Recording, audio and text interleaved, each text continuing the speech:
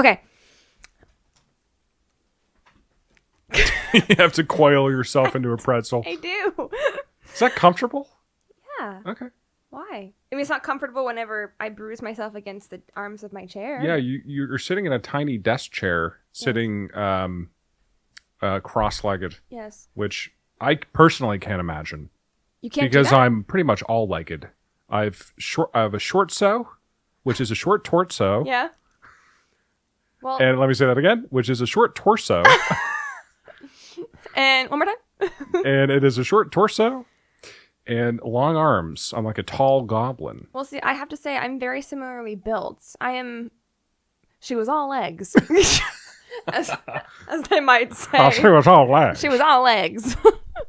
And that's me. Yeah. And pants don't fit right. Oh, you're telling me. Yeah. Yeah. I am telling you. What is a podcast if not telling? Listening. Ah, very wise. Informing. Very wise. Confucius said that, Yes. right? Very, very wise. Thank you. Very wise and very smart. Yeah. So what's up with you, Dylan? How are you? What's new? Well, I started working out, and I've been working out for a few weeks now, and immediately pulled my rhomboid. Oh. Do you know what a rhomboid is? It's in your arm, isn't it? No. It is... It is in your back. Okay. Just immediately pulled my rhomboid, and then at the same time came to the realization that I had one. Oh. How did you do that? Did you lift improperly? I have terrible form. Did you snap your back? I snapped it back. Charlie Day. Now, back in my old gym that I used to go to, they call me Gator because I would have gator arms. What? And I would only do like half of the rep. Are you serious? Like an alligator. That's correct, yes. Oh my gosh. And I have not made much progress on that front because I must have done the same thing recently because my rhomboid got fucked. And what are you doing? Either chest, triceps, biceps, or back. One of those. One of those things. Did you notice it whenever it happened? No. And then like I wake up the next day and I'm like, oh, I slept wrong. I must have slept on my rhomboid. and you can call me Rhomboy if you'd like. That's okay. All right. And Harry Potter's best friend, of course. Mm-hmm. Rhomboy. And I got up and the feeling followed me throughout the day. Mm-hmm. And it didn't get better. It got worse. Okay. And then I was like, this? Did you go to a doctor? I did. And they told me. Oh, wow. That's the most exciting thing recently. For the most part. Yeah, how about you? How are you doing? For the most part, though. For the most part, yeah. Played Twilight Imperium on Saturday. That's right. Which Dylan was a cat space person. Ah. Oh, okay. Oh, okay. I played as a spacefaring furry, essentially. Speak on that. A space lion. Yep. The Emirates of Hakan. It is the name of the faction of these lions that are very prominent with their trade abilities. They have a lot of commodities to share with the other factions around the table. I was having a great time. For those of you who may not know, speak on that. Tell us what Twilight Imperium is. Twilight Imperium is a tabletop game that takes anywhere between like 8 to 12 hours. So our personal game, we sat down at 10 o'clock in the morning and left at 8:30 at night. And it just sped by. It was a lot of fun. And I was making friends with all the other players and trading and being friendly and having alliances. And then I was betrayed. Okay. And John, if you're listening to this, you bastard. I'll never forgive you. I'll never forgive you.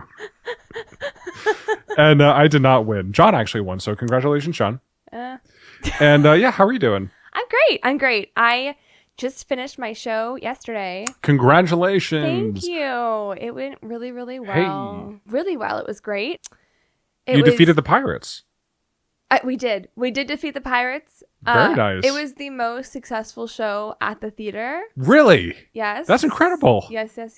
Or at least in the last many years. Okay. So at least in before COVID, which is very, very awesome for this theater.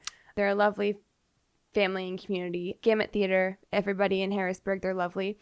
So yeah, I made a lot of really awesome friends through the show. Everyone was so kind, as they always are there. But yeah, now I'm a free agent. Yeah. I'm no obligations through fall and winter, and I'm very excited. What are you going to do with all your spare time? I don't know, but I'm so excited for it. Like today, I took a nap, which is that's pretty on par for me. Okay. But today I took a nap knowing that I'm not resting up for something. I'm resting because of something.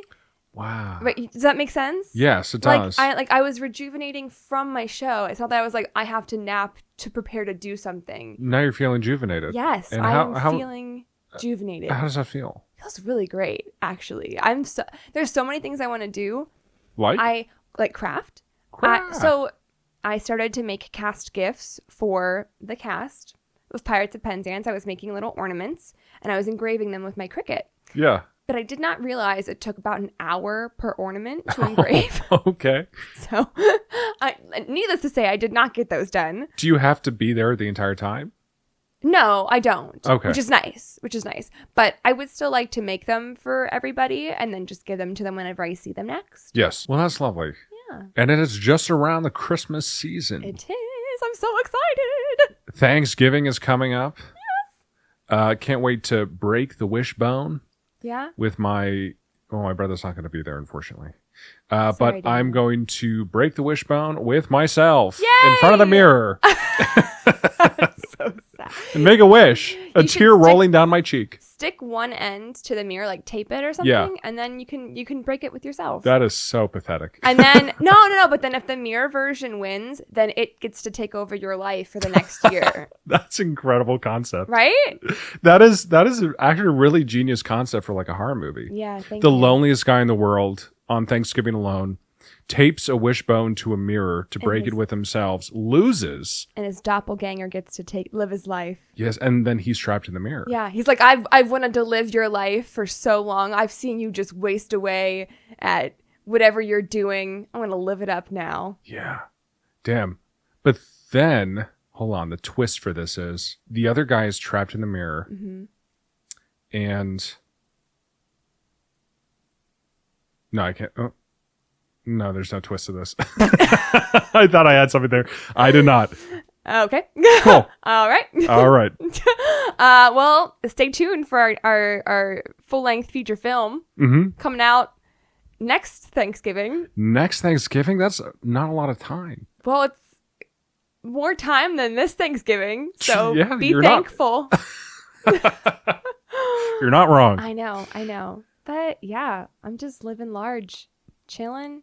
I'm excited to do nothing and do everything that I've wanted to do for the last couple months. Just doing nothing. Yeah. Living La Vida Loca. Huh? Yeah. Very nice. Yeah. Cool. I might make a blanket quilt. You might make a blanket quilt. I don't know how to do that, but. Now, what is the difference between a blanket quilt and a quilt? Okay, so specifically for me, I have a lot of. I just realized that I said a blanket quilt. Yes, and I am interrogating you on that. I'm a dumbass. That's not what I meant. What are you intending to make? I meant a t-shirt quilt. A t-shirt quilt? Yes. A quilt that you wear? No. Oh, okay. What is this quilt? I have a lot of old t-shirts from like shows and stuff. I see. So you're making a quilt out of the t-shirts. Yeah, because I don't wear t-shirts, but I like the nostalgia of it, so I'll make it into a blanket. Are you making it into a blanket or a quilt? A quilt. You're quilting the blankets you're quilting the t-shirts into a blanket. Yes.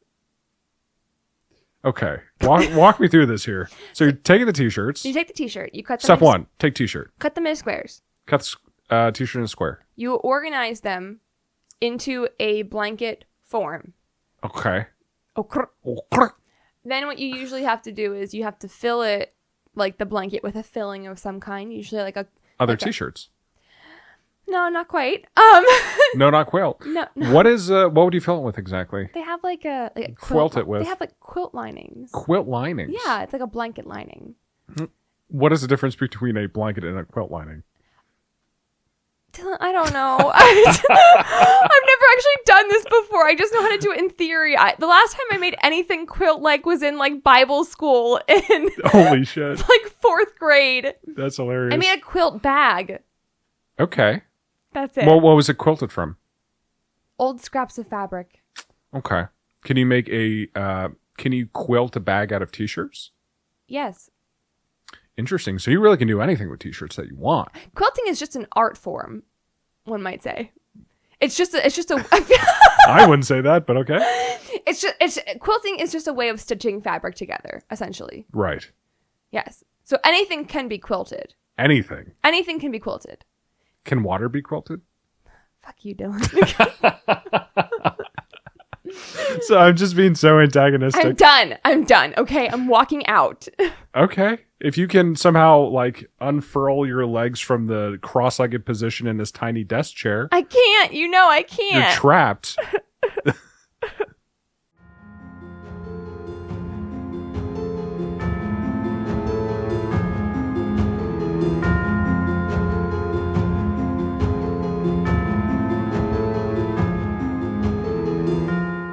I'm very curious to know what you brought today. Yes. I'm so excited. And what did you bring? What did I bring? Okay. So the last episode you teased with a few little I hints. did. I did. You said strippers, Georgia, and Aerospace. And once again, if you know the story, those are very, very good clues. Okay. I have no idea. You didn't do any research on it? I typed in strippers, Aerospace, Georgia. Okay. But I didn't get the results that I think that would probably lead me in the right direction. I think that makes a lot of sense. It led me in a very wrong direction. I believe that. Yeah, okay. That's very fair. So please continue. Yes. So I watched this documentary a couple years ago and it blew my mind.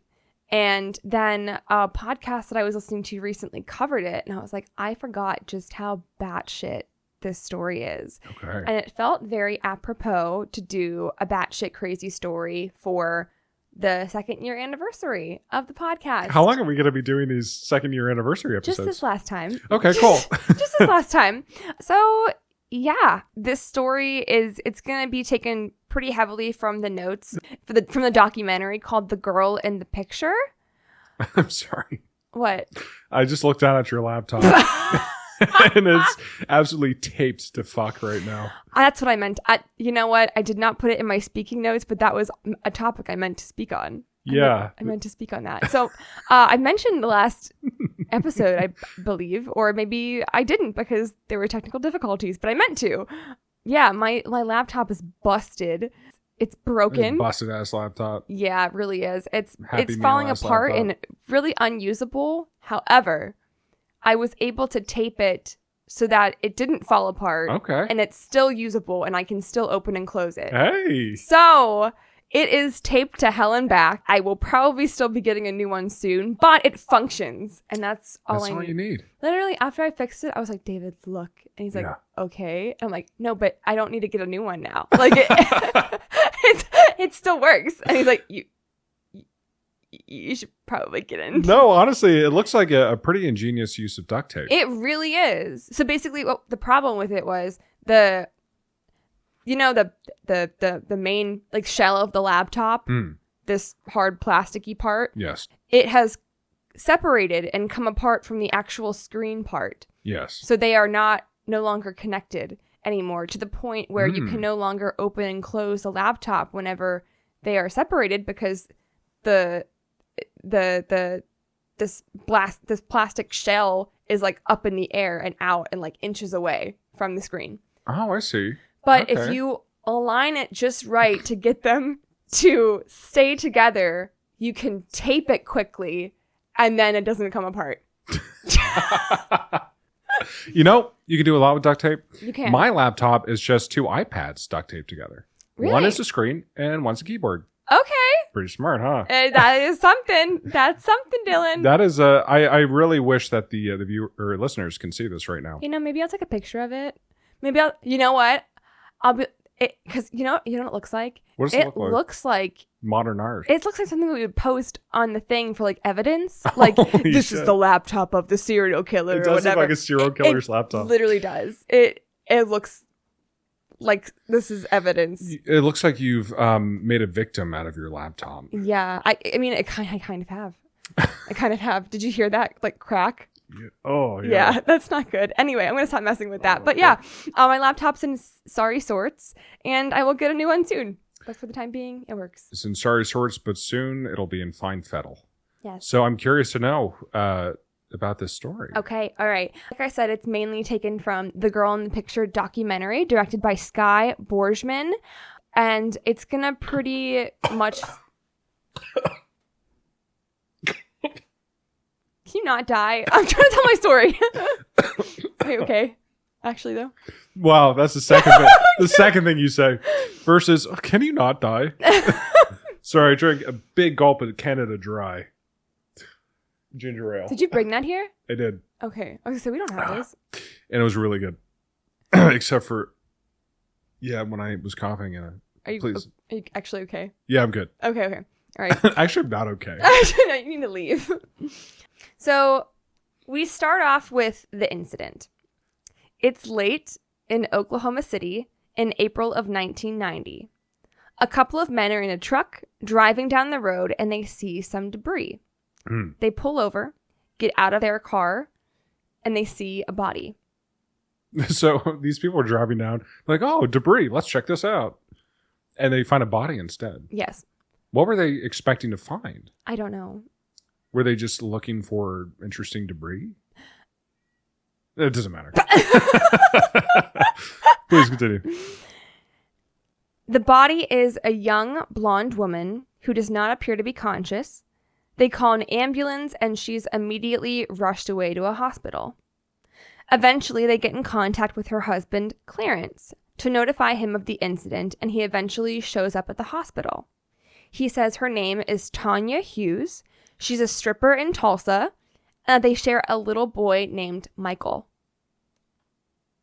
The first thing they notice is that Clarence is a much older man than Tanya, and he's just a little weird. Like, he's just an odd guy. They can tell something is off. How much older? At least 20 years. Oh, okay. Yes. I see. And she is around 20, early 20s. Okay. Gotcha. Yes. As the doctor continues to examine her, they see a bunch of old injuries and bruises, which doesn't set right with them, with all the dots connecting. Yeah. She was placed in the ICU, and Clarence said that she wasn't allowed to have any visitors. Doctors actually even recalled her being in pretty good shape, considering she was supposed to be hit by a car. Her vitals were stable, but the problem was that she had a lot of, like, I don't know if it was even internal bleeding, but they just kept saying that she just took a turn and was not coming back. So, like, for being hit by a car as a pedestrian, she was in pretty good shape. Well, if you're confused for debris, I don't know exactly how good of shape you could be in. That's true. Okay. Unfortunately, she did pass away, and little could be done for her now, and she was 20 years old. Wow. Okay. Clarence picked up and moved away with Michael before any further questions could be asked, but the girls at the strip club, her friends, they wanted to contact her family to let them know what happened. They found her mother's name in the phone book, called it up, and notified the woman what had happened. The woman on the line was confused. What are you talking about? Your daughter passed away. She was in an accident. No. My daughter died 20 years ago. She passed away when she was 18 months old. Click. Wow. So now these women are reeling, thinking not only what the hell just happened to their friend Tanya, who they loved very dearly, but who is she? Who is Tanya Hughes? Tulsa, 1989. Okay, so she was 20 when she died, Mm-hmm. but she had died 20 years ago. Mm-hmm. So she was 0. Mm-hmm. Interesting. Very interesting. Yeah. Okay. So Tulsa. Mm-hmm. Tulsa, Oklahoma. Oh, one more thing before I start. Okay. There are a lot of names and people. Oh, fuck. So just keep that in mind. Please ask questions when you have them. We'll never finish this if I ask all the questions I'm going to have. Okay. Tanya. Dead woman who's 0 years old. Confused for debris by the highway. Married to a 40-year-old man who had a kid who disappeared with him. Yes. Okay. In the fall of 1989, Tanya started working at Passions, a gentleman's club. She met a woman named Karen, and they became fast friends. They were the babies of the group. They just graduated high school, they had a lot in common, and they just clicked. Karen recalls Tanya's love of knowledge. She was hungry for it. She was so smart. Karen said that she was always reading, trying to learn whatever she could. She was just a really bright woman. Karen said that whenever she first met Tanya, she also met her husband Clarence and her 2-year-old son Michael. Karen said Michael was her world. They had such a bond. He lit up around her and she would for him. When the three of them were together, Karen noticed that Michael would always choose to sit next to his mom, never his dad. And one time Karen said, "Hey, what if we took Michael to the zoo?" But Tanya said no, Michael wasn't allowed to go anywhere with her alone. Okay. Karen remembered the bruises all over the back of her when they were changing. Tanya obviously said that she just slipped and fell, but Karen knew better. Everyone did. It was really heartbreaking to watch in the documentary. She described how bad it was then and how much worse it had gotten even from there. One day, Tanya told Karen that Clarence had taken a life insurance policy out on her. And now we know what that means. Not good things historically in these types of cases. And Tanya was terrified. She knew what this meant. She was brilliant. She wanted to run so badly, but she would never leave Michael. And Clarence kept him under lock and key. Protecting Michael was all she cared about. And so she didn't know how to escape or what to do to get away from that. On April 25th, 1990, Clarence called Karen to tell her about the Oklahoma City hit and run accident that Tanya was in. Are you following that so far? Yes. Okay. Tanya never told Karen she was going out of town and leaving Tulsa. She wasn't from that state. She didn't know anyone, had no reason to go there, and she would have told Karen if she were leaving. I mean, she had a job. She was very responsible. Despite being told by Clarence that visitors were not allowed, Karen went up anyway to see her at the hospital. When she walked into the room, a nurse stopped her and said that she thought it was foul play. They did not believe it was a hit and run. She had scratches all up and down her arms like she had been in a fight. And again, hearing Karen recall the phone call that she got from the hospital is just heartbreaking. They had only known each other probably about a year at this point, but they had such an immense bond. And that's something that you're going to see over and over again in this story, that people who knew Tanya, this woman, for just a short amount of time, just had this immense bond and connection with her. Like, she was just a wonderful person. And you could tell that from every single person who met her. So the hospital actually asked Karen about Michael's condition. They said that Michael wasn't speaking. Okay. And Karen was adamant that's not the Michael that she knew. He was 2 years old, but he's a chatterbox. Like, he was very bright and lively, and that's just not like him. The hospital gave Karen information to contact DHS, the Department of Homeland Security, and they got Michael and put him in a foster home out of fear for his safety. So they were able, even though Clarence ran, they were able to eventually find him and put Michael in a foster home. Michael was placed with his foster family on May 1st, 1990, just one day after his mom passed. So, I see. Does that make sense? Yes. Okay, cool. He had just celebrated his second birthday, and instructions from the caseworker were that he was still on the bottle and could only have Pepsi. Honestly, not a bad upbringing. I mean, I would prefer him to be on the bottle with Coke, but that's perfectly fine. Dr. Pepper is honestly probably ideal. Please continue. I'm glad you approve. I'm glad you approve. I mean, what would you prefer to have a bottle of I don't drink soda. as a baby? If you had that decision made for you by your parent, Apple juice. it has to be like a soda. I don't like soda. Well, you don't have a say because you're 2. I thought you said 2 years if old. I had a say. I thought you said if I was 2 and had a say. If you have a say now. But I don't like soda. Holy shit. If you had to choose a soda.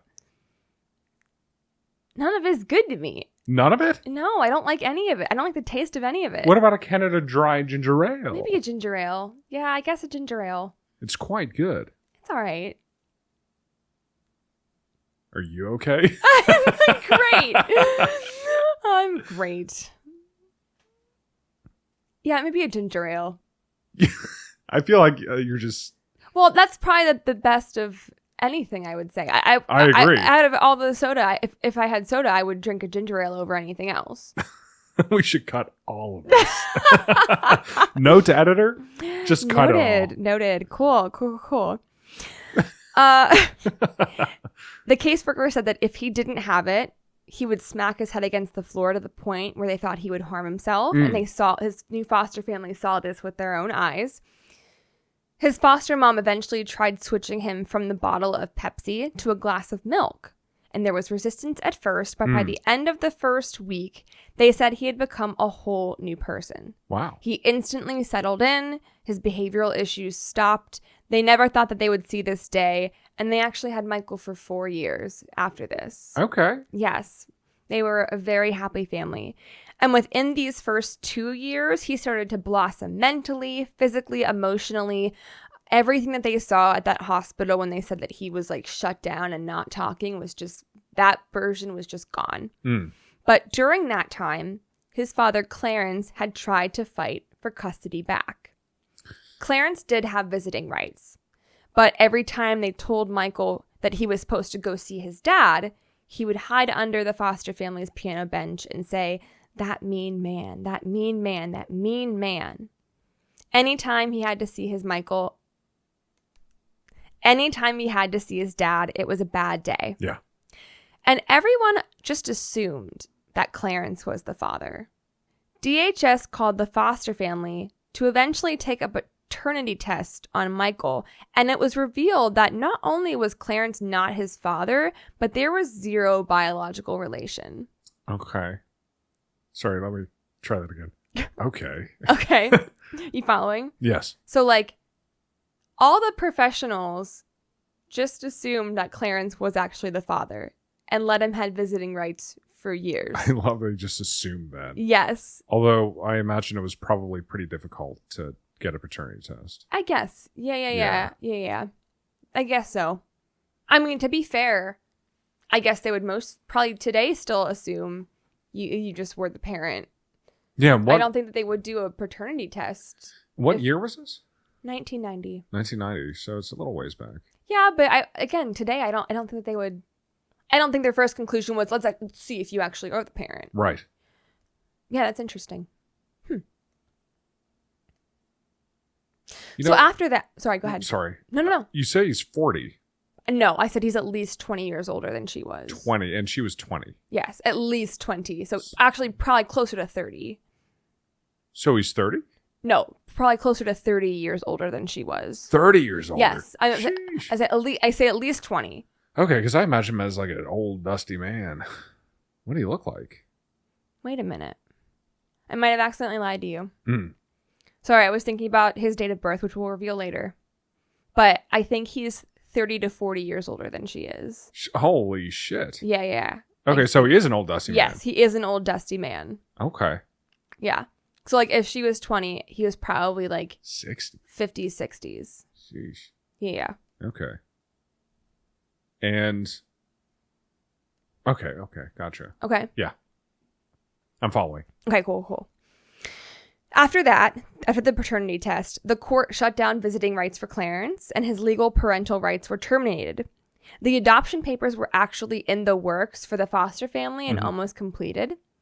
And the foster mom remembered seeing a pickup truck driving by their house slowly, like at 5 miles an hour, very shortly after the paternity rights were terminated.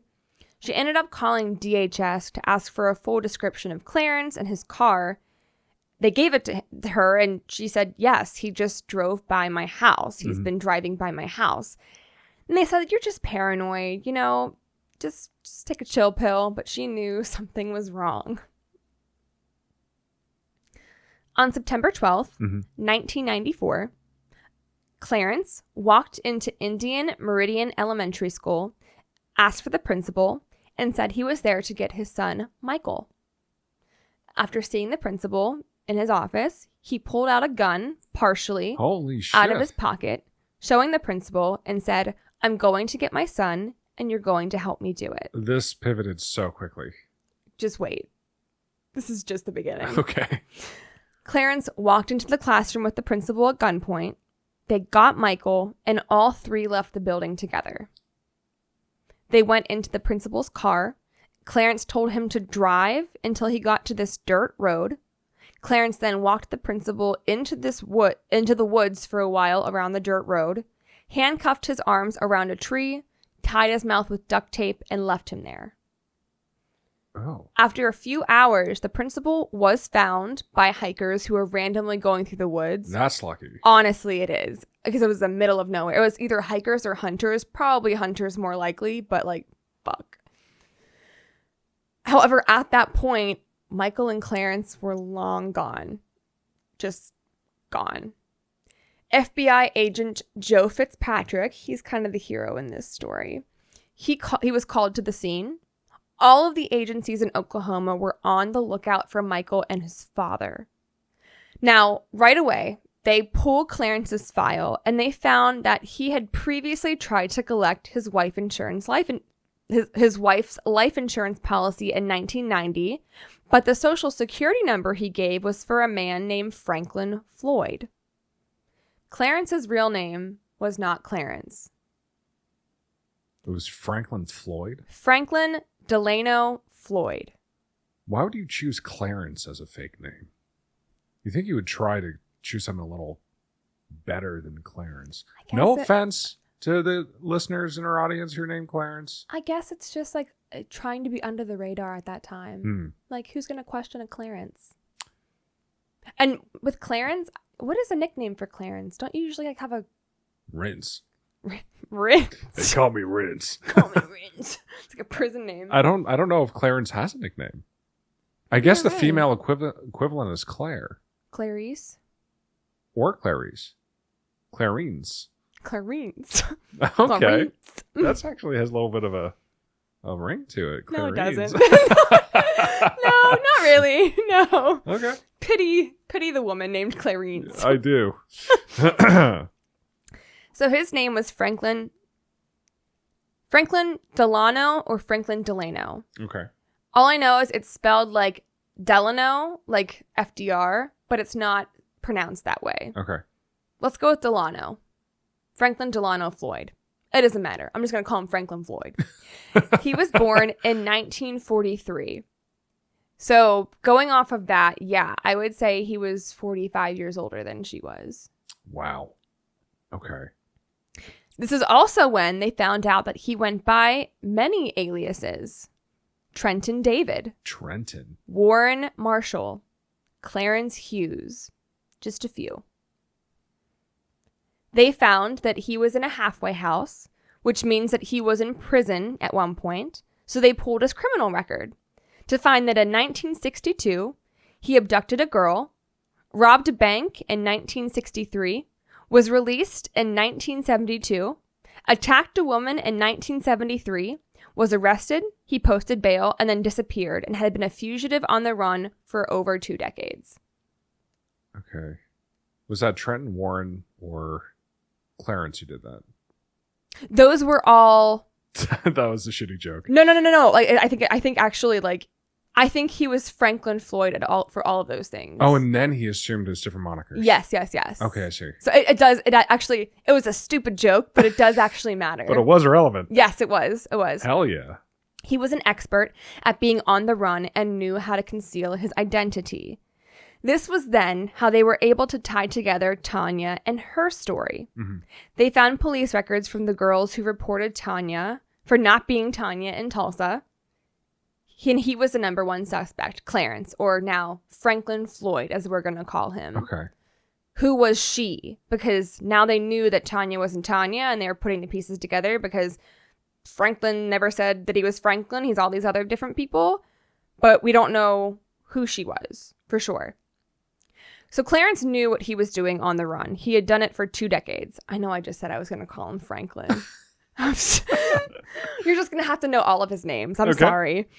Clarence or Franklin, he would be violent. He was really hard to catch.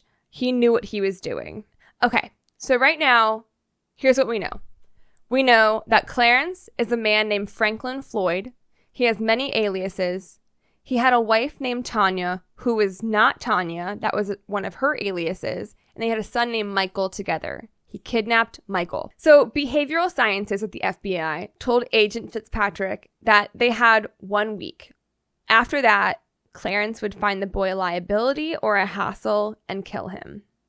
So they're on a time crunch at the beginning. Yeah.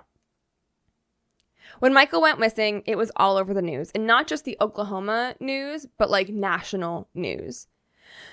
While looking at one of the news footages about them in this case, a woman called up her daughter, Jenny, after noticing Tanya's picture on the news. And she said, they have her under a different name, but that's Sharon. She's on the news. Sharon. And Jenny answered, Sharon? Why is she on the news? Is she being interviewed? No, she's dead. So Jenny, the woman's daughter who called. Yes. Does that make sense? Yes. Okay. Jenny called up the FBI hotline that was on the news and said, that news story you have on Tanya, I know her, but her name isn't Tanya. It's Sharon. Sharon Marshall. She was my high school best friend. Okay, gotcha. Okay. Yes. Cool. So now we're going to go into Tanya/Sharon's high school life and her people. That's kind of how this is going to be organized because there's so many people and places. We have to organize it by where they're at and what they're doing. Sounds good. Okay. So going to Forest Park, Georgia in 1984. I'm there. Tanya/Sharon. It's going to be Sharon for this. Sharon. It's going to be Sharon for this part. Okay. But just so you're aware, they're the same person. Yeah. Sharon was in the gifted program at Forest Park Senior High. She had friends in student council. She was in the graduating class of 1986. Everyone loved her. Jenny and Sharon met at a summer camp and said that the day that they had first met, they felt like they had known each other for their entire lives. Sharon was beautiful, and as cliche as it was, she was the type of person who lit up a room. Everybody was enamored by her. Boys wanted to date her. Girls wanted to be her friend. She was just brilliant. So kind, so sweet, so caring. She was in ROTC, Science Club, and the Gifted program, and all of her friends were the outcasts, all of them in the Gifted programs as well. She always stuck up for the outcasts. She was seen as being very mature for her age. She knew from day one that she wanted to go to Georgia Tech and be an aerospace engineer.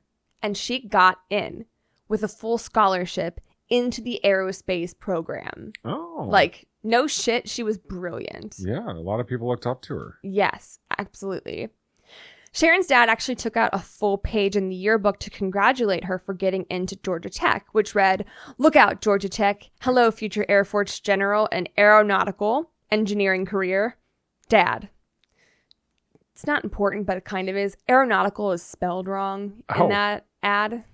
And a lot of other parents took out ads for their children in the yearbook, but most of the images were baby pictures, family pictures, childhood memory images, a senior picture. But Sharon's was more like a modeling headshot. It felt very odd. Why would a dad choose this sexy image for his daughter? It was like her smoldering into the camera, like all makeup all done, like it just was a very mature picture of her. Oh no.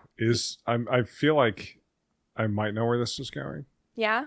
Is her dad, hold on, but he had no genetic similarities to the child, so he can't be her dad. Exactly. Okay, gotcha. So everyone thought that Sharon's dad was just really weird and strict. Jenny recalled the first time meeting him was when Sharon was coming over to sleep over. Her father pulled Jenny's dad aside and asked for a loan, which he, of course, was like, no, like, I'm not going to give you a loan. Like, you're dropping off my daughter for a sleepover and I don't know you, but like, no, like, what? Yeah. And that was day one. So right off the bat, it put a bad taste in Jenny's parents' mouth. Sharon told Jenny that her mom was hit by a car on a bridge and she died when she was in 2nd grade. She was in charge of cooking every night dinner for her dad. She wasn't allowed to talk on the phone. She would tell her friends that you can't call unless I know that you're going to be calling, but I can call you. But whenever her dad would come home, Sharon would get anxious and hang up very quickly. Mm-hmm. Now, one day, Sharon called Jenny sobbing. Mm. She was pregnant. She was going to have the baby and put it up for adoption. But her father would no longer let her attend Georgia Tech despite this. Okay. And Jenny said, what do you mean? You have a full scholarship. It's not like he's paying for anything. Like, you have to go. You're going to be an auto space engineer and do all these amazing things. But Sharon said, no, someone has to take care of daddy. Yeesh. Yes. Yikes. And hate that phrase. Yeah. Yeah. Not great. Not great at all. And Sharon was crushed. Like, Georgia Tech, aerospace. Like, Autospace, though, could be pretty cool. Autospace. No, like, this was all that she had worked for. It was the only thing she ever wanted in her entire life. That was her entire life. And now, like, in an instant, it's just gone. Mm. A little bit later, she ended up calling Jenny and saying that her and her dad were going out to Arizona in a few days. She was going to have the baby there and put him up for adoption because, again, she wasn't allowed to keep him. And this was in 1986. Are you following so far? I am. Okay. I asked because we're going to go back to whenever the current day, 1994, when Jenny is talking to the FBI agent. Okay, gotcha. Okay. 1986. That's whenever that happened. So Yes. She was in high school. She was leaving for Arizona to have the baby. Billy Joel's on the radio. Yes, exactly. Gotcha. Cool. 1994, again, Jenny calls the FBI hotline. Okay. Speaks to Agent Fitzpatrick, shortly after which they talked for hours. And they told her not only is Sharon dead, but she's not who you think she is. Tanya Hughes is who Jenny knew as Sharon Marshall. But Clarence Hughes, her husband, was who Jenny knew as Sharon's father. Knew it. Warren Marshall. Called it. Yeah. Wasn't 100% sure. Yep. So I'm a little bit confused. Mm-hmm. The father didn't have any genetic similarities to her child. No.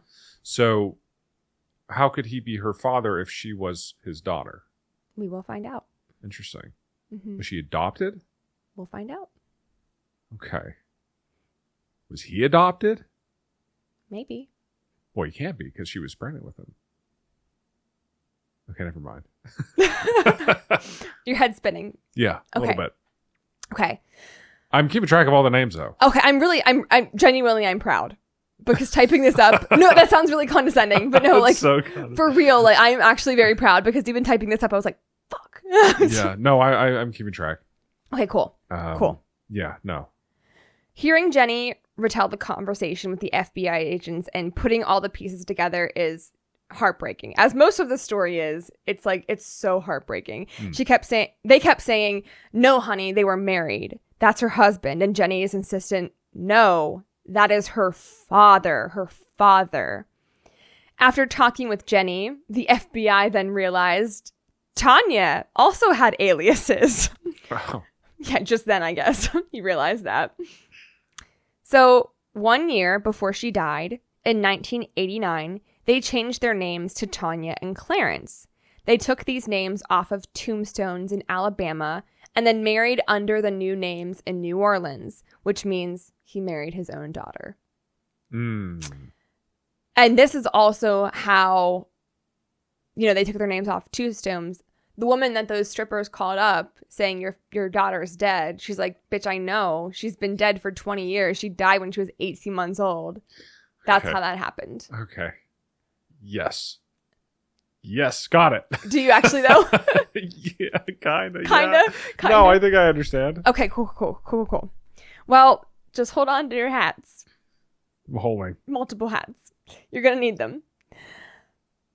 So the audience can't see, but we're both wearing hats. We are both wearing hats. I've got a 10-gallon, and Madison?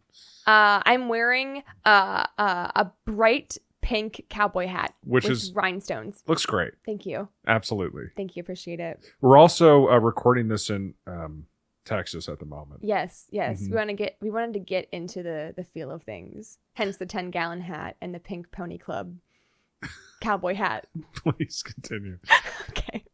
And if you're wearing a hat at home, hey, good for you. Join in. Good for you. I'm sorry. Please continue. Okay. So now there is this huge unresolved question for who Sharon was. But not only that, but what happened to her exactly in the years after she left Georgia when she was in high school until she was found dead on the road in Oklahoma? And while her death was obviously very suspicious, there was no actual proof that Franklin Floyd killed her. While she was gone, way back whenever she was in Arizona to have the baby, Sharon did get to call her best friend Jenny. She said that she had moved out west, that they were moving around a lot, and then suddenly they were just in Tampa. While they were there in 1988, she was working in a strip club called Mons Venus. Mons Venus in Tampa, Florida was known as the place with the most beautiful girls in the world. They didn't just wear lingerie and skimpy clothes. They wore like this amazing, expensive French lingerie, the best of the best. Every night was like a party. Men, women, athletes, businessmen, musicians, everyone was there. Mm-hmm. Like it was the place to go. A fellow dancer named Heather remembers the day that Sharon Marshall walked in the door. She described her as dressed like a baby doll, looking like a child, very innocent and sweet. She said that she was always in an all-white cover-up, so she was never walking around completely naked like everybody else. She described her as shy, not talking about herself or of her past. She was just very kind and kind of quiet. As Heather and Sharon became friends, the other dancers were telling Heather about Sharon's really weird relationship with her dad. Sharon's dad told her that she needed to ask about the parties that were being set up and would always need to be available for them to make money. And Heather said that the Millionaires Club was the easiest thing to do. Mm-hmm. There was no touching, no lap dancing. You dance for 3 songs and you walk out with $500 to $1,000. So like, not only was it a nice party for them to work, but it was also a really nice way to start out if you're new. Like, not only does it get you nice money, but you don't really have to do much of anything. Right. So. I mean, you have to dance well. You do. You have to have a little rhythm. So, I mean, that's mandatory. But beyond that. Just have a good time. Yeah, exactly. Just have a good time. So, Heather gets Sharon set up with that first party. But one of the men walks up to Heather, who was organizing this party, and said that, hey, Sharon needs to leave. You need to take her out. She was in front of the women's restroom offering sexual favors for $50. When approached by Heather, she said, my dad told me to do it, and he bought me condoms. Just letting that sink in for a minute. Cool. Yeah. We don't need to let that sink in for any longer.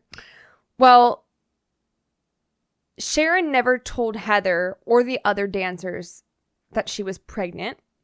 Oh. But as it happens, soon it became apparent. Heather remembers how much of a loving, doting mother she was to her son that she eventually had, Michael. And she said that Michael was the best thing that ever happened to her. After Michael was born, a 15-year-old named Michelle started to watch Michael for the family. She lived about 1 block away from Sharon and Warren's trailer. She described that Warren slept on the hide-a-bed in the living room, Sharon had the back room, and Michael slept in this middle bedroom. Michelle said that they didn't have any family. They didn't know the area well. They had only 1 or 2 friends they kept to themselves. But Sharon did have a good friend from the club named Cheryl. And Cheryl would go to her house often, probably like once or twice a week. Cheryl always looked made up, always had her hair and nails done. And she was very kind, too, which Michelle noted. She said that when Heather, the strip club worker, learned that Cheryl, the other strip club worker, was hanging out with Sharon and Warren, she got very concerned for her safety. Are you following so far? Yes. There's a lot of names, like I said. A lot of S names. Yes. Okay. And M names. Yes. The babysitter, Michelle, was over one day, and Warren popped in a tape so he could record wrestling. Warren. / Trenton / Clarence / Franklin. Yes. Okay, gotcha. Yes. And right now, Warren is Sharon's father. And that's their relationship. Warren is Sharon's father, and he's Warren. What? And he's Warren. Yes. But also Franklin. Yes. Okay, yes. Gotcha. Whenever I tell the stories, I'll use the names that they refer to as. At the time. Because then all of the other people who are talking about them use those names. Okay, I see. Okay. Yeah. Makes sense? Cool. Yeah. Cool. Sorry, my rhomboid is acting up. Rhomboid. Yeah. Is this making sense? Yes, it is. Yes. Okay, I just want to make sure because it is a lot. So Michelle was over. Warren popped in a tape so he could record wrestling, and all of a sudden, a video of Sharon, his daughter, and Cheryl, her friend, topless on a beach, dancing, was playing on the TV screen. Warren pulled the tape out, said, you never mentioned this to anyone. That was just fun, blah, blah, blah, blah, blah. And Michelle left in a hurry. Yes. One of the girls at the strip club told Heather, she was like the mama bear of the strip club, about the video, which made her very, very angry. She goes into this protective mama bear mode. And Cheryl says that Sharon's dad said that Warren was going to take pictures of her and videos and send it to Playboy, which was her dream. And he said, you're going to be a star. Like, I have these connections. I can get you, into Playboy. And Cheryl also said that he wanted to have sex with her, but she didn't want to. One time she was fighting him off and he became very violent. Heather said that she couldn't protect her from them and she just needed to stay away because this was not good. This is not good. Mm-hmm. All of a sudden, Sharon and her dad disappeared, didn't call, just never showed back up for work. Mm-hmm. And that's how they knew that she left. They thought that they had left because there was a bunch of talk about their relationship being really weird and Heather and everybody trying to get Sharon away from Warren. But again, a baby was never out of Warren's sight and Sharon would never leave her baby. Yeah. So that was that point of her life in Tampa. Okay. Mons Venus. Going back to 1994, Jenny telling her story in that present time.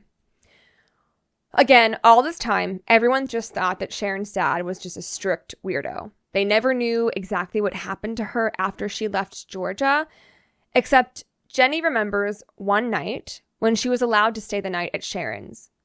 After that first meeting with Sharon and her father, Jenny's parents didn't want her to ever go to Sharon's house. She said that, she can come here, mm-hmm. of course, but you're not allowed to go there, which, fair. I get it. But one day her father was out of town and her mother said, you know what? What the heck? Just this one time. Don't tell your dad. Go ahead and stay at Sharon's. Okay. So while they were getting for bed, getting changed, Sharon opened one of her drawers and it was filled with this expensive, sexy lingerie. And Sharon said, oh, Daddy buys this and just lets me have it. And Jenny is like, wow, these are beautiful, but why? That's kind of weird. Why do you have these? And Sharon just kept saying, oh, I just keep them in there. They're just really pretty. I just, he gives them me. They're just pretty. And while they were changing, Warren comes in with a gun. Holy shit. Jenny said that they didn't have doors in their house. It was just curtains separating the rooms. Okay. So he just barges in with a ventilation, gun. But yeah. And he storms in and yells, what are you doing in here? And screaming at the top of his lungs. And frightened, Jenny screamed. And again, they were changing. So Jenny is trying to cover herself up with the clothes that she has in her hands. And then she said that Warren just starts laughing maniacally and then just says, "I'll be back." And he leaves. Through the curtain. Yes. No doors. No doors. They call that Texas AC. For real. For real. Yeah. So Jenny looked at Sharon, terrified and in shock. And Sharon just laughed and said, "Oh, Daddy's just being silly." That's silly, all right. What kind of gun was it? Probably just like a handgun, do you think? Or yeah. like a rifle? Probably just a handgun. Okay. Yeah. So. Oh, that's a face. Yeah. You look like you don't want to read this part. I don't. Okay. So after they got changed, Warren came back with the gun still in his hand. He ordered Jenny to lay down on the floor on her sleeping bag and put a pillow over her head. While Jenny was there, laying on the floor, pillow over her head, Warren then raped Sharon at gunpoint. Afterwards, Sharon and Jenny didn't say anything. Warren didn't either. He just left, and Jenny just laid there in shock. The next morning, Sharon went over to Jenny and gave her a big hug, and she said, "Daddy's just like that. I'm okay. You're okay. Just let it go." Jenny was terrified and traumatized, and she never said a word because she was so scared and because it was so traumatic. And of course, she said that over the years, that was the biggest thing that had ever happened to her in her life. It changed everything about her, everything about how she viewed the world. It just shifted her entire perspective. And like, of course it would. That's probably as rough as it gets for this story. Okay. So there's that. There's that. Sorry, Dylan. Yay. Holy shit. Knowing that Franklin Floyd had a pattern of abduction, rape, and violence, they know that criminals usually do what they're going to do over and over again. They have a pattern. Mm-hmm. So in 1962, he was convicted of abducting and raping a 4-year-old girl. So he was a convicted pedophile. Going through his past, it was clear that something was off. An agent came up with a neighbor who actually knew Franklin Floyd back in the 1970s in Oklahoma City. This neighbor had a picture of Floyd with Sharon when she was 5 or 6. Looking at the timeline, the agents realized that Sharon was 20 when she died in 1990, meaning that she was born in 1969 or 1970. Mm-hmm. Floyd was in prison from 1963 to 1972. Okay. 2 years after Sharon would have been born and the entirety of her conception. So there was literally zero way that he could be her biological father. Okay. So they realized that from his history, he probably kidnapped her too. And for over 15 years, he kept her. Jesus. Yes. Is that kind of clearing things up a little bit now? Yeah, it is. Yeah. That makes more sense. So at this point, in terms of the, what do you call it, genealogy? Yeah, the genealogy of it all. Yeah. So at this point, they know that her name is not Sharon or Tanya, but they had no idea what her true name was. They had no idea who she was, who her parents were, where she came from, nothing. And this case is already bad, of course, but then your stomach just turns because this already horrendous case just gets worse and worse and worse. Keep in mind, all this time, Michael is still missing. This is still the investigation point of this thing. Oh, I'm sure you forgot about Michael at this point, right? No, I didn't forget. So yeah, he took him in the car and he drove away after locking up the principal with to a tree. Yes. Yeah. Yes. Got it. So again, all this investigation is happening present day when Michael is still missing. And now they know he is in real danger and they really had to be quick. Again, the best indication of what someone is going to do in the future is based on what they've done in the past, especially someone who knew how to run. They have a pattern. Agent Fitzpatrick figured he would probably use the same aliases as before and run to the same places. Mm-hmm. Georgia, Kentucky, Florida, and Arizona. He put a stop out on all of his aliases where he had obtained driver's licenses under a different name, thinking, he might try and renew them. And bingo. He renewed the driver's license under Warren Marshall in Louisville, Kentucky. Hmm. An agent from Kentucky got in a UPS uniform, and the procedure for arrest was that they had to physically deliver the license to him in a package and then arrest him on the spot. They did this. Agents surrounded him and took him into custody immediately. Immediately after that, the agents went into his residence, talked to his neighbors where he had lived for 6 weeks, and no one had seen Michael. There was no evidence of a child living in the premises. He had 1 bus ticket for 1 person to go to Kentucky to Georgia, and 1 person only. And if you remember, behavioral sciences said he had about a week. Yeah. And he was there for 6 weeks. Uh-huh. Agent Fitzpatrick finally got the chance to sit down and ask Franklin Floyd if Michael was still alive. Franklin Floyd actually claimed that the boy was alive and well at first, and he was actually living with rich parents in a foreign country. Oh. Yeah. Story has a happy ending. Yeah. Very happy ending. All he would say is, I love my son very much. I hope they find him. Agent Fitzpatrick obviously knew better, but it's a child. You know, you hope with all your heart that you're wrong. And his foster parents, actually, they kept to the news as much as they could to try to get him back and keep up press coverage going about him so that he wasn't lost in the news cycle. Mm-hmm. His foster dad said that every time he was driving or saw a car going by and he would see a little boy who resembled Michael, he would wish and wonder and just hope if he was still out there. Frustratingly, they couldn't charge Franklin Floyd with Michael's death because there was no body. That case would be very hard to win. It's not impossible, but you have to prove beyond a reasonable doubt, and it was close. It seems cut and dry, but everything is still circumstantial, and that's not usually enough to win a case like this. But they could charge him for kidnapping, carjacking, armed carjacking, and a second firearm for kidnapping, which would be a total of like a 35 to 50 year charge.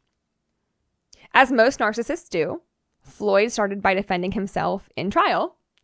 He was very aggressive, asking really stupid questions. I would love to see that. Yeah, right? Actually, though. And he did this in part because he knew that a judge might allow for hybrid counsel, which is basically when you can represent yourself and have a lawyer as well. Oh, like tag teaming it. Yes, basically. Okay, that's kind of fun. Yes. And as most narcissists do, he wanted to talk. He wanted to be heard. He wanted to tell his story. And the only way he could do that without getting on the witness stand would be arguing to the judge. He would ramble, go off on tangents, ego, classic sociopathic personality. And during this trial, Jenny actually testified against him, which she said that was terrifying and the hardest thing she ever had to do. But she remembered staring at him in the eyes, thinking like, I got you, fucker. Franklin Floyd, Warren Marshall, got up to question Jenny face to face. Can you imagine? No. And he said, you drew your opinion about me from the information the FBI told you, right? And she said, no. I drew my opinion about you when I saw the type of lingerie you were buying your daughter and how you were making her dress. That's when I drew my opinion about you. You were her daddy. She called you daddy. You were her father.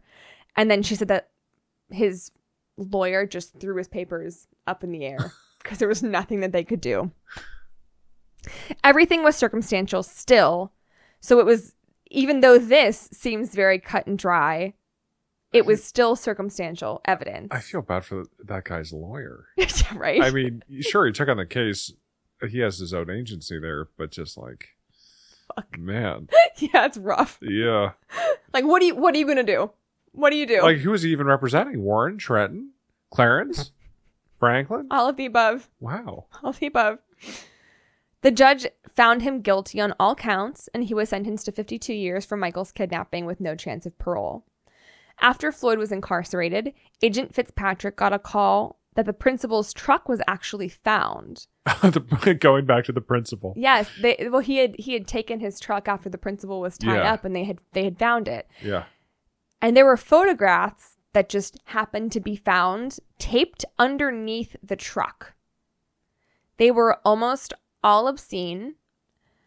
It was very obviously Floyd who took them, because some of them were even of Sharon when she was small. Also in these photos was a young lady that they had not seen before. She was in various stages of being disrobed and beaten. And Agent Fitzpatrick said that Franklin Floyd could not beat her to the extent that he did in those photographs and not kill her. It wasn't possible. So now we have another mystery, another layer. The agent sent the photographs down to the offices in Kentucky, Arizona, Georgia, and Florida to see if they had any missing person cases that did match. It was a complete shot in the dark. In Florida, March of 1929, 1995, a skull was found on the side of a highway after 4 days of digging, and 90% of a skeleton was produced, along with a breast implant, a shirt, and some jewelry. There were 2 bullet holes in the back of her skull, and the orbital bone under her eye was broken. After looking at all the local agencies, they had absolutely nothing to match her or ID her. But a year later, they received these photos from this other case of a young girl who had been beaten. And as they're comparing the evidence, they noticed the shirt around the neck of the young woman being beaten in the picture was the same one found with the skeleton. Dental records were obtained, and Jane Doe 1 I-275 had a name. Cheryl Comezzo, found 6 years after she went missing. Huh. Remember Cheryl? Yes. She was the dancer who got close with Sharon and Warren at the Mons Venus, the one in the video with Sharon. Now this case reopens. Heather, back from Tampa Mon Venus, the mama bear of the group, recalled that after the video rumor, she remembered Cheryl coming to work with bruises all over her, marks around her neck that you could obviously see she was being strangled. Heather knew it had gone from Warren just being a twisted pervert to being physical. He became obsessed with her. He would call over and over, asking for Cheryl at the club, asking for personal information about her, asking about her father. But shortly after this, Heather saw Cheryl and Warren at the car outside arguing. He said that he was going to kill her, but Heather stepped in and separated the two. He got mad at Heather, revved his engine at her, and the car lurched forward like it was about to hit her. Heather walked Cheryl to her car, thinking that she would just go home to her dad, but that was the last time she ever saw Cheryl after that argument.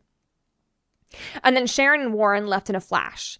But the babysitter, Michelle, was asked to watch over the trailer and collect the mail. Now, a neighbor directly across the street from their trailer went outside to smoke, and he saw this guy in a truck pull up near their trailer. He goes into the trailer. 5 minutes later, this man comes out and takes off in his truck. The neighbor finishes his cigarette, went inside, but no sooner did he step in his trailer when Warren's trailer exploded and burst into flames. We finally knew why they had left Tampa so fast. Floyd knew that law enforcement would be looking for a man, his daughter, and her child, not a man, his wife, and their child, which is why they stopped to get married in New Orleans. Oh. This is a wild story. I never heard this before. It does not stop yet. We're close, but not yet. Okay. Do you have any questions so far, Dylan? No, I don't think so. Do you want to stop and collect your thoughts for a minute? I'm holding on for dear life. Okay. This is so many twists and turns. Someone just exploded. Yeah. Okay. Yeah, keep going. Okay. I want to know how this ends. We're almost there. This doesn't have a happy ending. Not in the way that you'd expect. Okay. So St. Petersburg, Florida, 2002. Floyd was eventually charged with first-degree murder for Cheryl, and while the overwhelming majority was circumstantial, everything lined up so perfectly. Mm-hmm.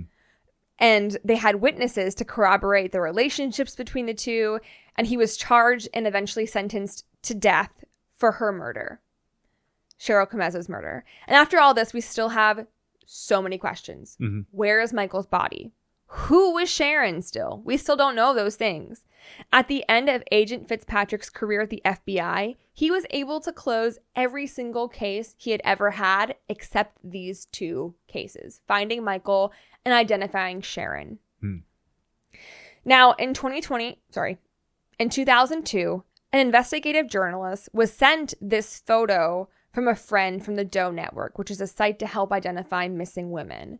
The picture was the picture back from the 70s of Warren and Sharon from like whenever she was 5 or 6. And this is the girl in the picture. He read the caption underneath, which briefly explained the story. Kidnapped, raises his daughter, married, dead. And he very quick like that. And Get it? Got it. What? Excellent. I love the spark notes of this. Spark notes. Beautiful. Kidnapped, raised his daughter, married, dead. And he felt compelled to look into it. It was more than just a crime story. It was her kindness and the impact that she had on everyone who knew her. It was her accomplishments and her goodness despite her circumstances. Again, people knew her for a very, very short amount of time comparatively, but she had these profound relationships and impact on everybody that she met. So this investigative journalist teamed up with Agent Fitzpatrick, and he got caught up on the case, and he went to interview Franklin Floyd. He brought with him, Franklin Floyd brought with him all his files, and they started to talk. Kind of. Floyd actually started talking, and he didn't stop. He just liked to talk and talk and talk. He thought that this author was actually a lawyer of his, and he just thought that he could do something that his lawyers couldn't do. I don't know. So he didn't know who he was talking to, but also he didn't care.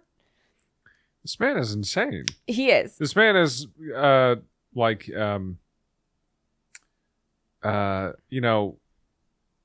insanity. Like as we know, it is usually not short term all the time, but like it doesn't last. I mean, I guess it can last years, but this man's whole life he's just been insane. Yes. But he's just wily enough to get away. Mm-hmm. And he's just spreading his insanity everywhere. Yes. Wild stuff. So what happens next? So this author Floyd is talking to, he wants to tell his story. He's a narcissist. He wants his story to be heard. Yeah. And that's what he does. He starts to tell his story. He was born in 1943. His father died. He had siblings, and his mother couldn't take care of him. So he was sent to the Georgia Children's Baptist Home to live as like an orphanage. Okay. He had a very troubled life there. He was physically abused by adults, sexually abused by fellow kids, and it became clear how this monster was formed. At the age of 18, he was very mentally unwell. He went into the army, got out, stole to survive, got sent to jail, abused, cycle repeated. He insists that they have no proof of any specific crime he was ever charged for. He refused to talk about Sharon or Michael. He wouldn't admit to anything. He just denied. So this author ended up coming up with nothing, unfortunately. He ended up finishing his book without learning who Sharon was, which frustrating as that was, but there was nothing he could do. The book was called A Beautiful Child. When the book came out, a few amateur detective websites started to pick up the case and get curious about it. Everyone was talking about it, trying to get to the bottom of it, and it grew very organically all over the place within the early days of the internet. Mm-hmm. And within 6 months, everyone was trying to find this girl. And although he didn't find her in the book, he did it with the hope to find her. After hundreds of leads and questions coming in, finally, in 2005, he got an anonymous email that asked, "Would the DNA of Sharon's daughter help you?" DNA of Sharon's daughter. Mm-hmm. I thought she only had a son. So Sharon was pregnant when she was in high school, went to Arizona to have a baby. Uh-huh. Gave that baby up for adoption. Oh, right. Mm-hmm. That wasn't Michael. You think the daughter was the anonymous emailer? I think so. Damn. Yeah. crazy. Sharon was pregnant, I believe 3 times. Okay. Total. Michael was the only one that she had kept. Oh, I see. Okay. So now we get to Megan's story. Mm-hmm. After reading the book, A Beautiful Child, Megan started to put all the pieces together for herself. She had always known that she had been adopted, but then things just started to click for her. After discovering the book when Megan was a junior in high school, her parents told her there was more than just her mother dying in a car accident. In New Orleans, 1989, a young couple walked into an attorney's office and said that they couldn't afford another child. Can you find someone to adopt? The adopting couple met Clarence and Tanya, who were sitting at a table. He controlled the whole conversation, just wanted it done, wanted the money. And the adoptive mother was leery, but she said that she felt like it was supposed to happen. When Megan was born, it was just her and Tanya in the room, and Tanya didn't want to talk. She didn't say anything. So, are you following that much? Yes. So this isn't the Arizona baby. This isn't Michael. This is the 3rd child. So presumably there are 3 pregnancies. Okay. We don't know what happened to the Arizona baby, if the baby ever made it, if the baby was ever given up for adoption. Then there was Michael, who they did keep. And then now married Tanya and Clarence are pregnant again with this 3rd child. Okay. Got it. Got it? Okay. Holy shit. So in 2011, Megan got her DNA tested to see if Yes. there was any existing family out there who she could connect with. Uh-huh. Again, Sharon was pregnant 3 times. I just explained that. At this point, Sharon had never had a case file of her own. Shockingly, it was only ever through Michael's case. Mm-hmm. There was never enough on her alone to solidify a case file. Okay. Concretely, at least. So the National Center of Missing and Exploited Children called after getting the DNA match. They connected with Agent Fitzpatrick to get more and allowed him to help finish and solve the case that had been wearing at him his entire career, even though he was now retired. They had a very small file, and Agent Fitzpatrick helped them build it up and put the pieces together. But they needed Floyd still. They needed to get him to talk. He had all of the answers. That was the only way they were going to find out anything. So they sent 2 FBI agents out to Floyd for one last shot to answer 3 questions. Who was Sharon? What happened to Michael? And were you responsible for Sharon's death? Now, whenever these FBI agents came in, once again, Floyd started off hot and just ranted for 45 minutes. And they couldn't even get a word in edgewise. They were not even able to introduce themselves as FBI agents. He thought that they were his lawyers. And finally, they broke through his rambling and said, hey, we're actually FBI agents, one. And we're reopening the Michael Hughes case. And they started asking about Sharon. And again, he wouldn't budge. They referred to Michael as his new Sharon and trying to get to the bottom of it. And finally, Floyd broke down in tears. And now that he's emotional, the FBI agents try to swoop in, use that, and get to the bottom of it. The agent asks, what did you do to him? The tears turn off, and Floyd said, I shot him twice in the back of the head to make it quick. Floyd claimed that Michael was buried near the Texas-Oklahoma border, but after days of searching, they found nothing. So they were able to get that answer from Floyd. A confession of Michael's death, a potential location of his body, even though they couldn't actually find anything, but it felt pretty plausible considering the story. But Sharon. Who is Sharon? He loved to talk about himself. He would rant and rant and rant, and then shift gears to brag about himself. And this is kind of when the story pieces itself together. Mm-hmm. He met a girl named Sandy. She lost 3 of her kids to the state. Brandon Cleo Williams was the name that he used at the time, a brand new alias. He named the person he met, that they got married, the names of the daughters, that they were born in Livonia, Michigan. And when the FBI agents asked, well, which one was the oldest? Floyd said, the one you're asking about. Sharon Marshall.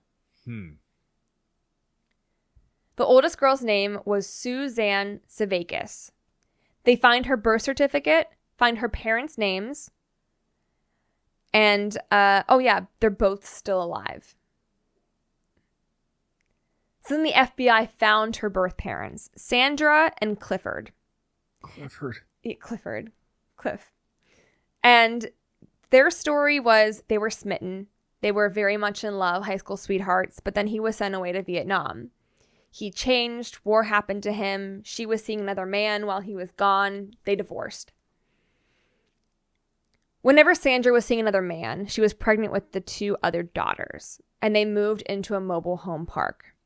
So Suzanne Sevakis was the only daughter of Cliff. The other 2 were for the other man. Sandra said a tornado hit out of the blue and destroyed their home, and that she had PTSD from the event. She went to social services because she said that that's where she thought you would go when you needed help. And they ended up taking her kids. And she said to the social services team, it's not safe. I need help. But the lady said, go to church. You'll feel better. Cliff was actually notified by social services that they wanted to adopt all the girls out to one family because they were also attached to one another. Mm-hmm. So his choice was to either adopt all 3 or give up all 3. And it was a very hard decision for him. But at the time, he was 23, unemployed, living with his parents, still messed up from Vietnam, and he couldn't fathom taking on 3 children, which is totally fair. So Sandra went to church and met this man. And this man said, God sent me here to help you. We'll get your children back. We'll get married, and I'll take care of you and the children, and we're going to be all right. And once they were together, Sandra realized the situation that she was in and how dangerous it was. This man would threaten her with a knife. And one day she went out to buy diapers. She wrote a bad check at a 7-Eleven and ended up spending 30 days in jail. And when she got out, her children were gone. She immediately went to the police to say that her children were abducted. They asked if her and the man were legally married. She said that yes, that they were. And they said, well, it's a civil case. You're going to have to solve it yourself. She was insistent, but they escorted her out of the station. So at some point, this man dropped off Lisa and Amy, the 2 youngest daughters, off at the orphanage and took off with Suzanne. And that's how Suzanne was kidnapped. I see. And that makes sense why it took so long, because usually you'd find a missing persons case and be able to figure out the dates and locations, but this is completely different. Completely different. It makes sense why it would take so long. Yes, absolutely. After finally learning her true identity, in 2017, Matt, who is the author of A Beautiful Child, and Megan, her daughter, replaced her headstone with her actual true name in Tulsa, Oklahoma. She finally had a proper memorial service. Her daughter, Jenny, her father, Karen, Agent Fitzpatrick, they were all there in attendance. Mm-hmm. And Megan actually had a baby of her own, and she named him Michael after her brother. Now, there is some, I don't want to go into it because we're already so long into this episode, and it's really not necessary. Sandra did not want to have contact with Megan. She didn't want to have anything to do with the situation. I'm not judging, it's just a fact, but Cliff did. So Megan and Cliff got to have this really beautiful relationship afterwards, and Cliff said, I can't talk to Suzanne, but I can talk to Megan, and that'll do. And that's the story of Suzanne Sevakis, how she was eventually found, how they found her parents, how she had a daughter who was found, and what happened with Franklin Floyd. Incredible. In the last 30 minutes of this, you're going to be reading your sources. Of course. Honestly, bravo, because that was maybe the most complicated story that we've done on this show. I couldn't imagine doing it in 2 parts. The amount of research that you've had to do for this is mind-boggling. It was a lot. Yeah. It was a lot. Wow. But yeah. That's the story. Incredible.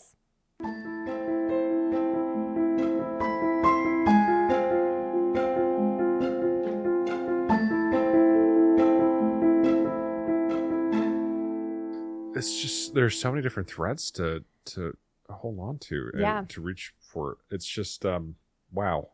That's like I said, definitely one of the most intricate stories that I've heard so far in this podcast. Mm-hmm. How did you feel researching it? Heavy. Yeah. Very heavy. It was, I remember watching it the first time and I had to take breaks throughout. And then listening to it again, it was interesting because it was retold through like a different timeline, which was kind of interesting to hear. Mm-hmm. It wasn't told through this timeline. It was told starting at Michael's disappearance. Is Franklin still alive? I don't believe so. Okay.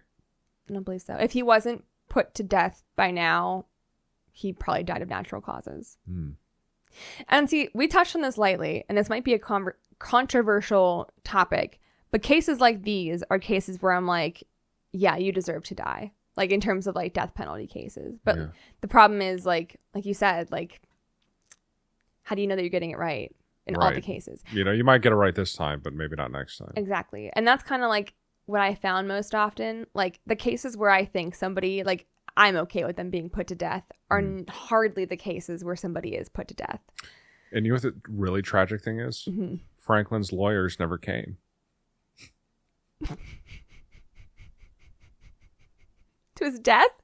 No, he was just expecting his lawyers the whole time. Oh! They never came. He never came. He never got his lawyers. He said, they threw the papers up in the air. Just what am I going to do? His lawyer walked out, and he was yearning for lawyers ever since.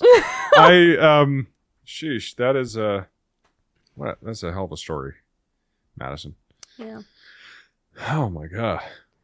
Wow.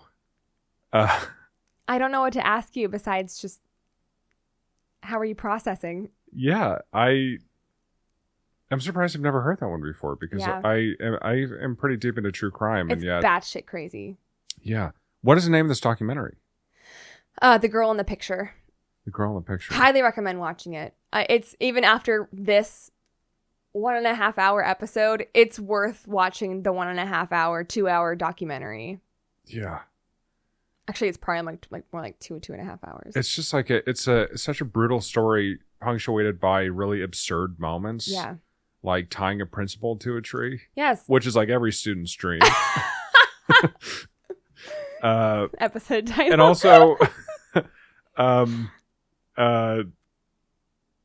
also, why would you tape pictures of your crimes to the bottom of a car that you stole? No idea. It was like such a coincidence.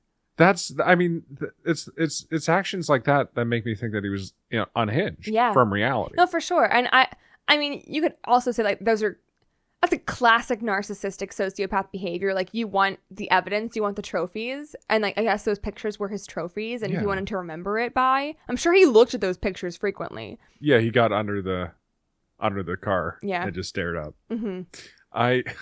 He brings a car to a mechanic. The mechanic's like, "What the fuck is this?" Oh shit! I didn't even think about that. Yeah, I guess was it his way of hiding the photos? I guess that was the other thing too. They were found under the principal's truck. Yeah, under the principal's truck. I didn't even like put it together until this very moment. It's not even like it was his car. It was the principal's car. So what are you doing? Did he think that if somebody was searching the car, they would find the photos? So he put them where nobody would find them under the truck? But probably. And then what he probably did was he probably put them there because maybe he thought that he wanted to go back to them. Like he probably thought that like, I'll put them here so I know that they're here. But like if I want to go back and find them, I'll know where they're at.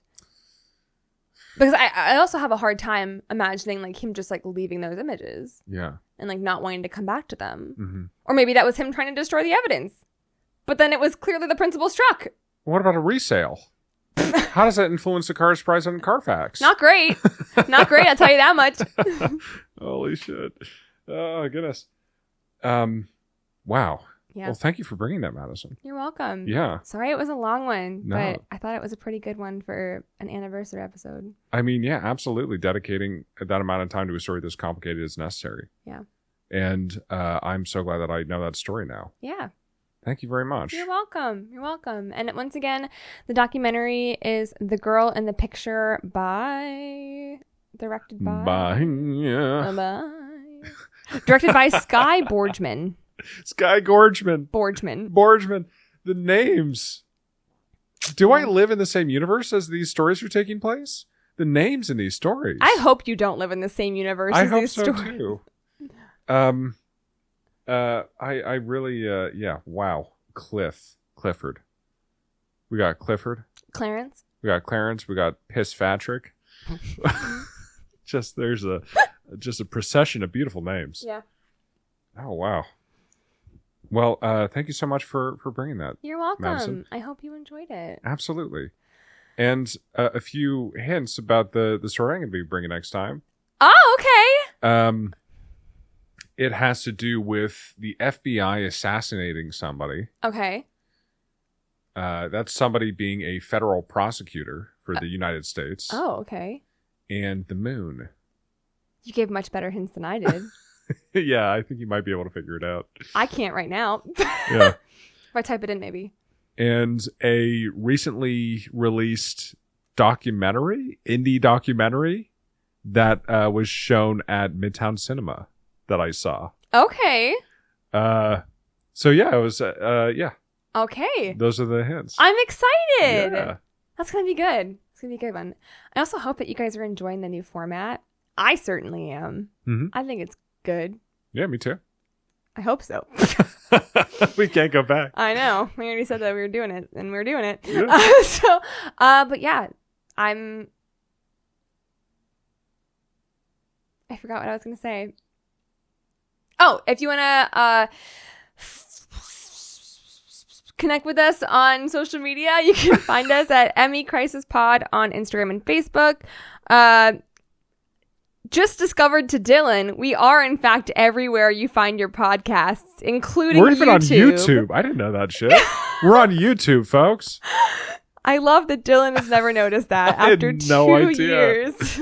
Oh, It's fine. my God. I'm not hurt at all. It's just, it's I fine. don't listen to this show. Yes, you do. How would I know it's on YouTube? Get out of here. But yeah, everywhere you find your podcasts, including YouTube. And you can email us at myexistentialcrisispodcast@gmail.com. Dramatic pause. Oh, sorry. I did a lot of Dramatic talking. pause. It was a long episode. Yeah, you must be worn out. I am. Give that old laptop of yours a break. Yes. Old. Hip. HP. What's it called? Oh, hip. I always loved HP because upside down it looks like DY. It Which does. is the first two letters of my name. Hip you. Hip, yeah. Hip you. That's my laptop's name. Beautiful. Yeah. Beautiful Rest name. in peace. Definitely not even the weirdest name that we talked about today. Definitely not. Now, yeah, so you can find us on ME Crisis Pod on Instagram. Mm-hmm. And you can find me at Marblefolk on Instagram. Yeah. And yeah, thanks for listening, folks. Thanks. You can find me at madison.epley. Have you chosen another Instagram handle yet? No, I need help. Help. Okay. Help. Help. You just took an improv class. You should. That doesn't mean I'm good at it. You graduated. Only level 2. Level 2, not even level 1, but you've taken multiple classes. Yeah, and it just shows you how bad I am at it. Okay, folks. Well, if you find a great name for Madison's Instagram, Please let me know. please let her know. I'm desperate. Yeah, A Squonk's Hope. Maybe that's it. A Squonk's Hope. Squonk's Hope. Aw. I'm gonna cry. All right, folks. Well, have a good rest of your day. Bye. Bye.